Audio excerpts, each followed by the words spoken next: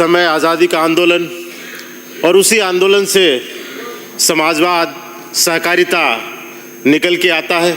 आज़ादी के बाद विभाग बनते हैं, पर जो समाजवाद, सहकारिता का जो मूवमेंट है वो सरकार भी और मजबूत करने का प्रयास करती है। मकसद था कि जो देश में ऐसी क्षेत्र थी, जो देश में गरीबी थी, पूरा ग्रामीण परिप्रेक्ष्य में उस समय देश था, अर्थव्यवस्था कृषि पर आधारित थी, तो कैसे कृषि पर आधारित इस अर्थव्यवस्था को मजबूत किया जाए, कैसे लोगों को मजबूत किया जाए। वहीं से सहकारिता आंदोलन शुरू हुए और सहकारिता का कॉन्सेप्ट भारत में मजबूत हुआ धीरे धीरे। पर समय के साथ कहीं न कहीं ये मूवमेंट सरकारी सिस्टम, अधिकारियों के बीच में पीसता गया। एक तरह से देखें तो जो लोग इस मूवमेंट से निकले थे, आज उस तरह का कहीं देखने को नहीं मिलता। सहकारी संस्थाएं ज्यादातर जेबी संस्थाएं बनती जा रही हैं धीरे धीरे।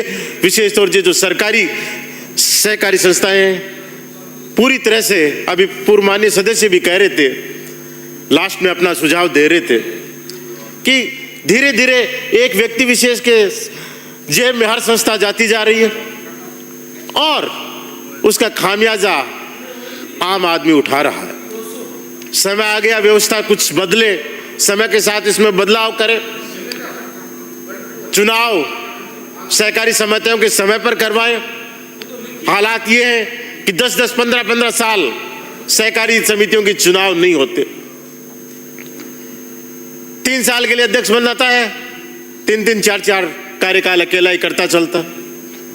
इसलिए जरूरी है कि सबसे पहले जो नियत समय है, उस नियत समय पे चुनाव हो, पारदर्शिता से चुनाव हो। सदस्य ज्यादातर जो अध्यक्ष बनने की कोशिश करता होता है वो अपनी मनमर्जी से बनाता है, दूसरे बनते नहीं। और यही कारण है कि संस्था पूरी तरह से उसकी जेब में आके रह जाती है। कुछ सहकारी संस्थाएं क्रय विक्रय हो या और हो, जिनके जिम्मे अभी एमएसपी पे खरीद का जिम्मा भी उनके पास है।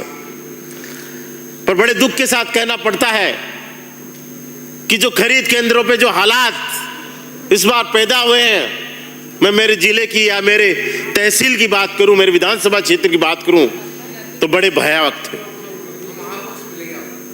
किसान अपनी फसल लेके विक्रय केंद्रों पर पहुंचे, कई दिनों तक उनकी फसल की तुलाई नहीं होती, किसी न किसी बहाने से उन पर अड़ंगा लगाया जाता और उसके बाद उनसे मोटी रकम मांगी जाती है। पूरी तरह से भ्रष्टाचार का अड्डा बन गया। 25 क्विंटल की खरीद थी, फिर 40 क्विंटल खरीद सरकार ने घोषणा की कि 40 क्विंटल हम मूंगफली की खरीद करेंगे, तो उन्होंने रेट भी बढ़ा दी, 15-15 और 20-20 हजार रुपए प्रति किसान से लेना शुरू कर दिया। 20,000 रुपए, 15,000 रुपए एक किसान से अगर लेंगे तो उसका फिर एमएसपी पर फसल बेचने का फायदा है क्या?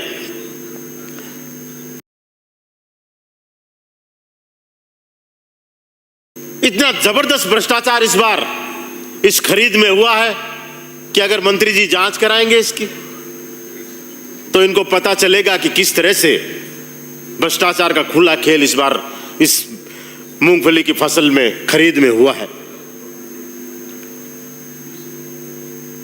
कारण यह था कि इस बार गैप ज्यादा था खरीद और एमएसपी पर, और एक मौका मिल गया कि किसान जाएगा कहां बेचने, मंडी में ले आया फसल, उसका किराया लग रहा है, वो बैठा है, उसको देने ही पड़ेंगे, और देता भी बेचारा करता क्या। इसलिए मंत्री जी से मेरा आग्रह है कि इस तरह की जो खुला ये खेल हुआ है आगे नहीं हो। अभी जो हुआ है, कौन कौन लिप्त है, कौन उनमें अधिकारी लिप्त है, किन नेताओं को उनको संरक्षण प्राप्त हुआ है, क्या कारण रहे कि इनको इतनी खुली छूट मिल गई और किसी तरह की उनकी रोक नहीं लग पाई।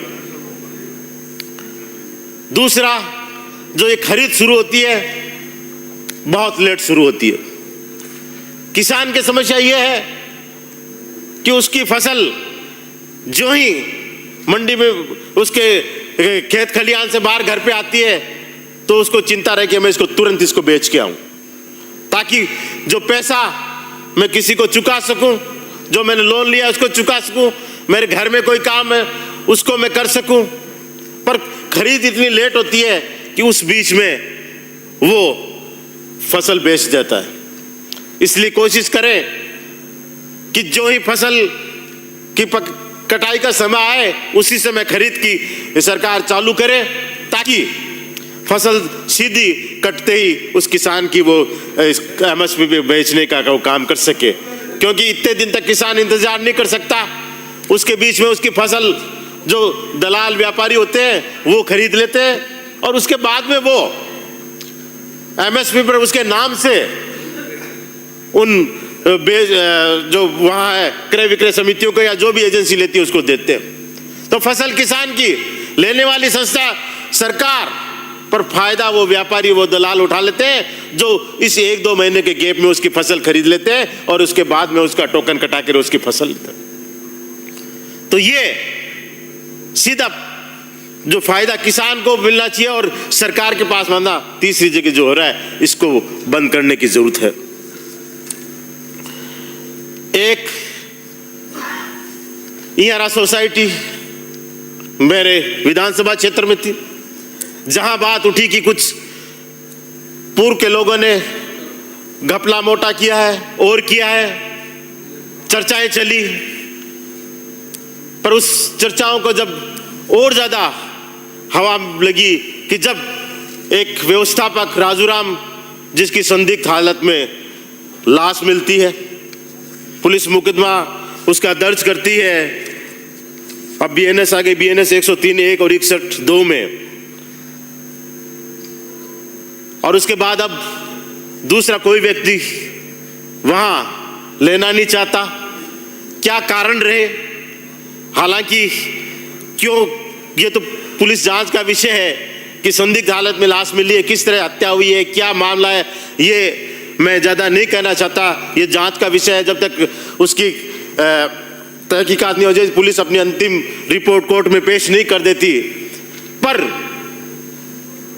उस सोसाइटी में क्या घपले हुए हैं पहले, क्या उस घपलों से उस व्यवस्थापक क्या अड़चन आ रही थी, ये तो जरूर जांच का विषय विभाग का हो सकता है, उसका भी होना चाहिए कि आखिर क्या मजबूरी होगी कि उस व्यक्ति को रास्ते से हटाना पड़ा। बहुत बड़ा ये विषय है, इसकी तरफ भी विभाग को देखना चाहिए। सोसाइटियां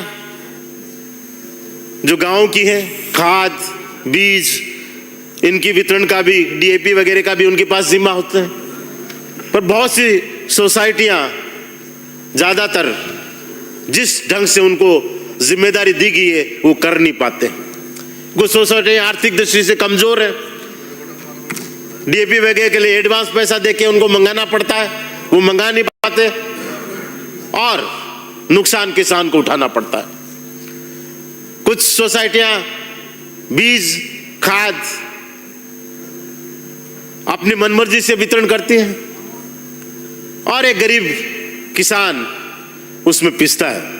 तो इस तरफ भी ध्यान देना चाहिए, सोसाइटियां मजबूत हो ताकि समय पर खरीद करें डीएपी वगैरह की, ताकि किसानों को मिले।